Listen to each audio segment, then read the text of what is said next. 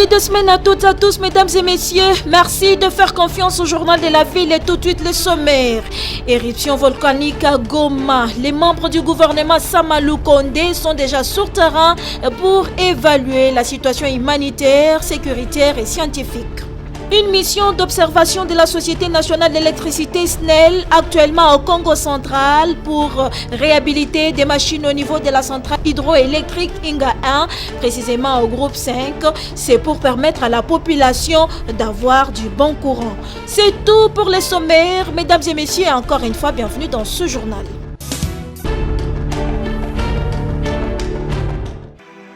En mission humanitaire, le ministre de la Santé et chef de la délégation gouvernementale, Dr Jean-Jacques Mbonga Nimbanda, a évalué ce lundi 24 mai à Goma, dans la matinée, dans une grande réunion élargie aux gouverneurs militaires et autres services publics pour identifier les victimes et les niveaux de la catastrophe de l'éruption volcanique de Nyiragongo qui s'est produite le 22 mai dans la ville de Goma.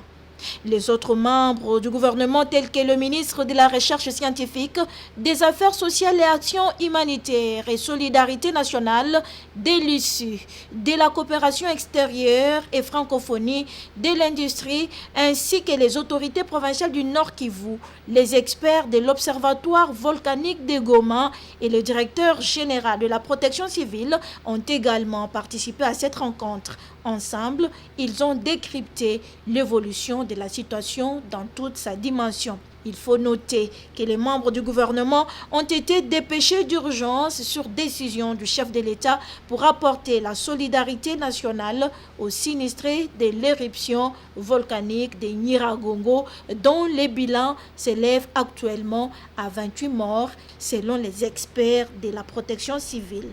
Nous avons eu des échanges fructueux avec le gouvernement, avec l'OVG et également la protection civile.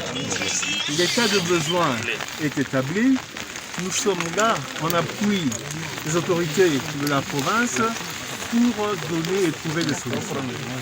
Raison pour laquelle nous sommes venus ici sur le terrain pour observer l'état de la situation. C'est dommage, catastrophique, mais la volonté est certaine. Nous allons trouver des solutions très rapidement. Nous profitons de l'occasion pour féliciter tous les acteurs, donc les autorités provinciales et ceux de l'alerte et de l'appui.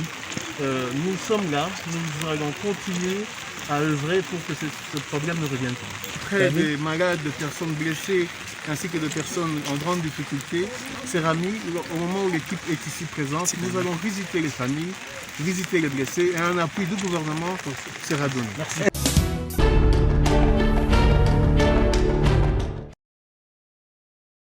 Le ministre de la Communication et Médias, Patrick Mouyaya, a accordé une audience à l'ambassadeur de l'Union européenne, Jean-Marc Châtaignier, ce lundi 24 mai. Au menu de leurs échanges, l'ambassadeur est venu apporter le soutien de l'Union européenne à la République démocratique du Congo par rapport à la situation qui prévaut à Goma à la suite de l'éruption volcanique de Nyiragongo. Situation qui a entraîné plusieurs morts, dégâts matériels et déplacements de la population. J'ai présenté bien sûr au ministre toutes mes condoléances pour les victimes de cette éruption volcanique. On a échangé sur ce qui a été fait par le gouvernement congolais, le déplacement de plusieurs ministres sur la zone. Et j'ai bien sûr réaffirmé au ministre notre disponibilité pour accompagner la politique du gouvernement congolais qui sera faite pour redresser bien sûr Goma, en espérant bien sûr que le phénomène sismologique et volcanique s'atténue et disparaisse, mais bien sûr faire face à cette situation dramatique. Alors on appuiera bien sûr, comme je viens de le dire, les efforts du gouvernement congolais, la démarche qui est entreprise. Il faut faire bien sûr un bilan de tous les dégâts qui ont été constatés. Nous avons des projets de coopération dans la zone en appui notamment à l'ICCN et au parc des Virunga sur l'approvisionnement électrique de la ville de Goma. Cet approvisionnement électrique a été interrompu par la coulée de lave et donc nous allons regarder comment nous pouvons apporter notre aide pour rétablir cet approvisionnement électrique.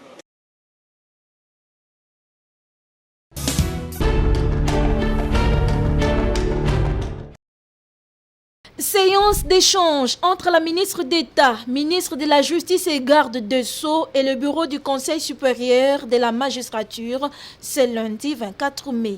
C'est confiant à la presse à la fin de cette réunion à laquelle le vice-ministre a aussi pris part. La patronne de la justice, Rose Mutombo, a déclaré: Depuis que je suis à la tête du ministère, on ne s'était jamais rencontré d'une manière formelle avec le bureau du Conseil supérieur de la magistrature. C'est ainsi que je suis venu les rencontrer. On a eu à échanger sur la situation sociale des magistrats, sur les procédures, sur la discipline des magistrats, ainsi que sur la situation carcérale qu'on trouve dans nos différentes prisons. Je crois les uns et les autres ont pris l'engagement de faire ce qui est à leur droit et que les échanges vont continuer. Toujours dans le cadre du désengorgement, elle a informé le bureau du CSM du transfèrement dans les tout prochains jours de certains pensionnaires de la prison centrale de Makala à Luzumu et de la prison militaire d'Endolo à Angenga. Cette réunion était présidée par le président de la Cour constitutionnelle qui fait office du président du Conseil supérieur de la magistrature, qui était accompagné du procureur général près la Cour constitutionnelle, du procureur général près la Cour de cassation, du procureur général près le Conseil d'État, du premier président de la Haute Cour militaire, de l'auditeur général près la Haute Cour militaire, ainsi que du secrétaire permanent du Conseil supérieur de la magistrature.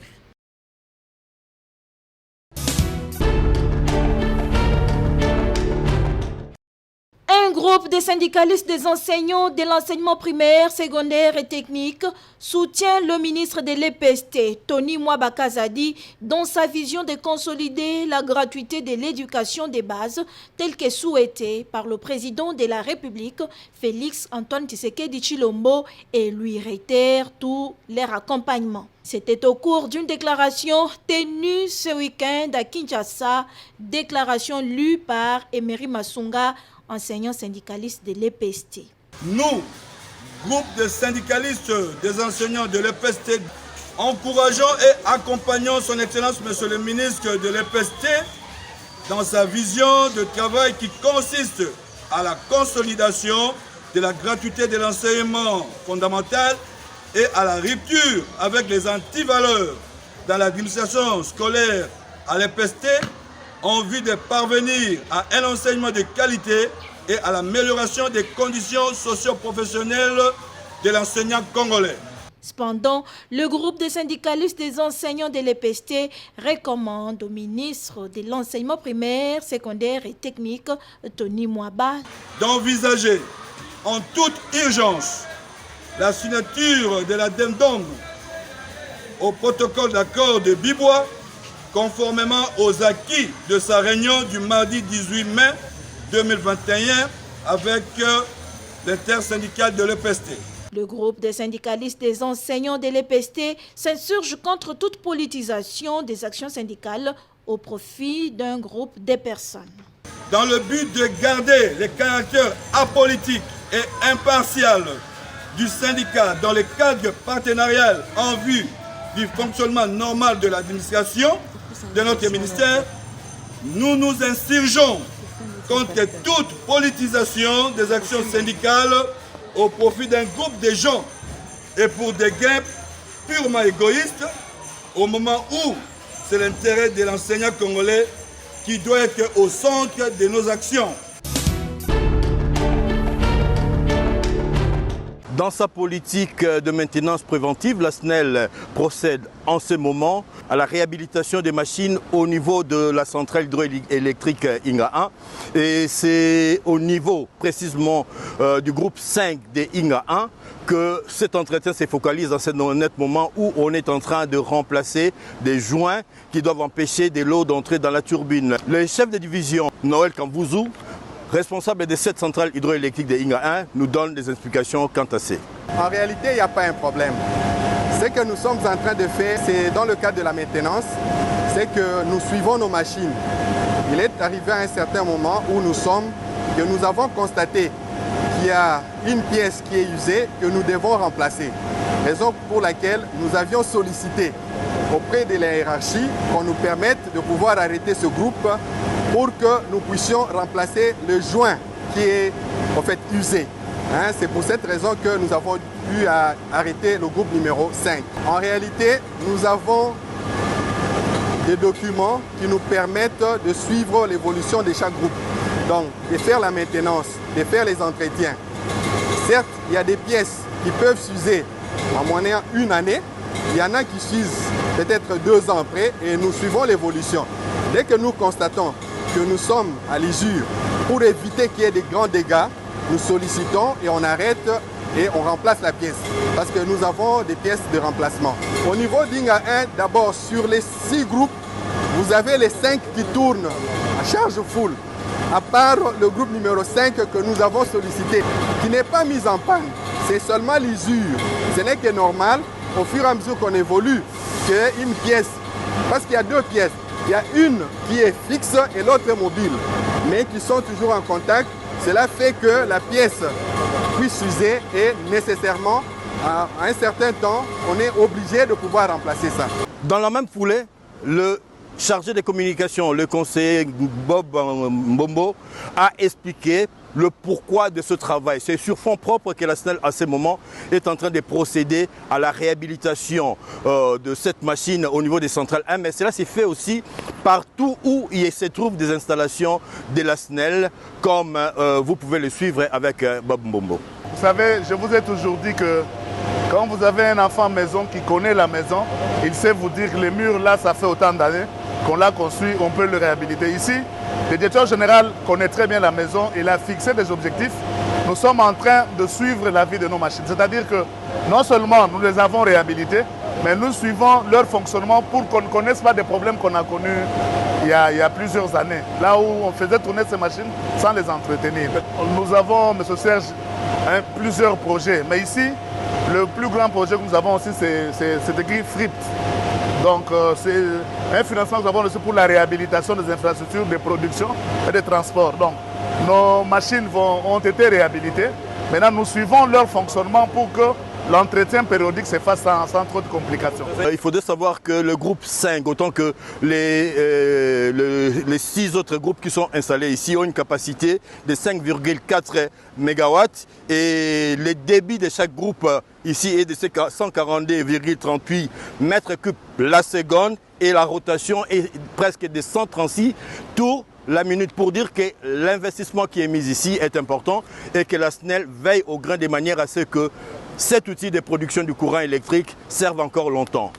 Depuis la centrale hydroélectrique d'Inga, Serge Nseka pour le compte des journaux de la ville.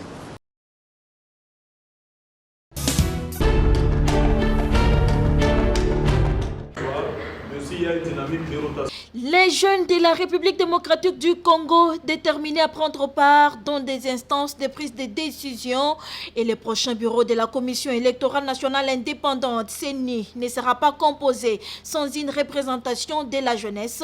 Le consortium des organisations des jeunes impliqués dans le processus électoral et la gouvernance COJUPEL est déjà à l'œuvre pour voir clair dans cette composition du bureau de la CENI. C'est samedi 22 mai, une restitution de toutes ces démarches et actions déjà menées auprès des autorités et de l'Assemblée nationale a été faite à la plénière au cadre des concertations nationales de la société civile de la RDC, dont Okoma Onyumbe est coordonnateur du COJUPEL.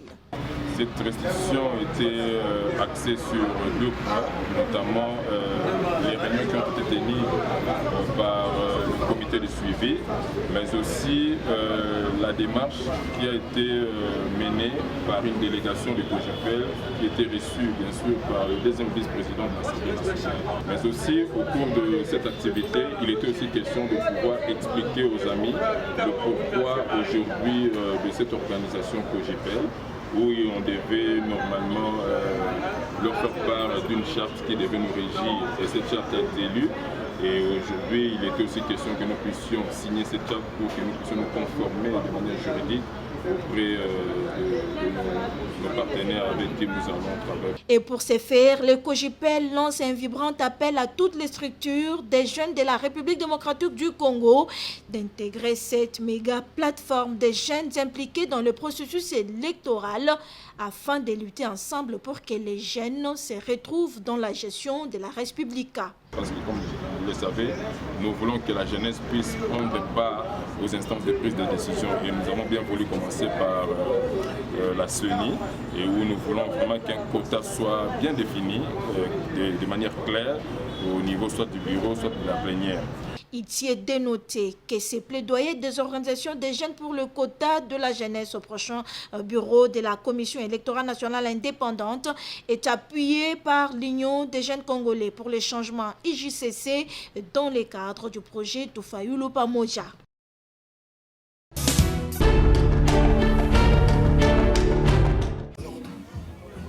Commandant Mwamba au chef de corps. En pleine pandémie de la Covid-19, les Quinoises et Quinois ont oublié le geste barrière pour se protéger. Même les agents de l'ordre ne sont pas épargnés.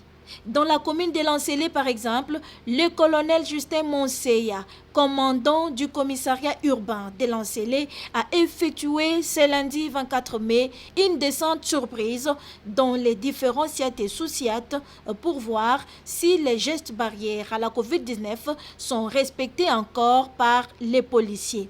Sur place, le constat est amer. Il a fallu l'arrivée du colonel Monseya pour que les policiers de Lancelé remettent leurs masques afin d'éviter la propagation du coronavirus. Qui vous a dit ça? Que ma geste barrière, ça les sous-terre, tout ça. Mais ma geste barrière, distanciation sociale, pour un masque et tout ça. Mais si quand il va lobby, tout ça dans la masque, vous l'interpellez. Interpeller poliment. Donc, on a un masque qui était 5 000 francs. Si on a un masque, on va interpeller au Libanais. Tu vas lui dire, Bino Balobola ta masque pour vous avoir civil, Biso va policier tout bel à coronateur. Ouais, c'est bon. C'est triste. Boulingi Gola ta masque. Pourquoi je sais? Vous pensez que moi je suis content avec ta masque? Mais il y a des choses tout compliquées pour rien. Et puis la population nous observe. Faisant d'une pierre d'un coup, sur son chemin de retour, le colonel Monseya a interpellé un jeune vendeur de l'eau qui l'a amené au Soussiat où il va répondre. D'où vient cette eau en sachet et c'est quelle usine qui en fabrique et pourtant interdit de vendre de l'eau dans des sachets par le gouverneur de la ville.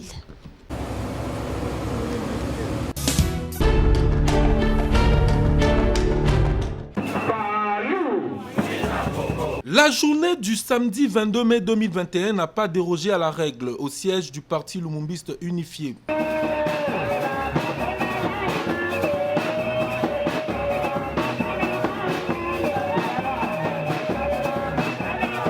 Tel qu'annoncé et initié par la haute hiérarchie, le PALU, parti cher au patriarche Antoine Kizenga, poursuit jusqu'au 30 juin de cette année sa campagne de collecte de fonds et cotisations spéciales 2e congrès.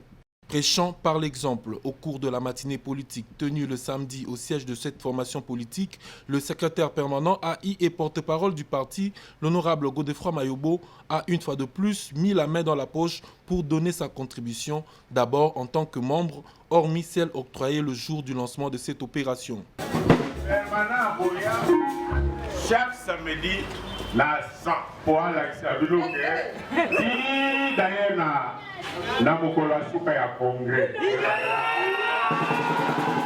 Juste après ce geste symbolique et d'une portée très significative, l'héritier idéologique du nationalisme lumumbiste, le légaliste Godefroid Mayobo, a encouragé les fils et filles du PALU à emboîter les pas avant de fournir des explications claires sur les modalités pratiques de cotisation dans les différentes provinces et cellules du parti disséminées à travers le pays. Signalant qu'à cette occasion, plusieurs carnets ont été remis aux secrétaires provinciaux afin que chacun perçoive au niveau de sa base respective les cotisations des militants. Par ailleurs, il importe de noter qu'à travers cette opération lancée, le PALU, parti de masse au Congo et force politique à ne pas démontrer, tient à organiser de manière indépendante ses assises, bien que les dons, legs et diverses contributions, même en nature, restent les bienvenus.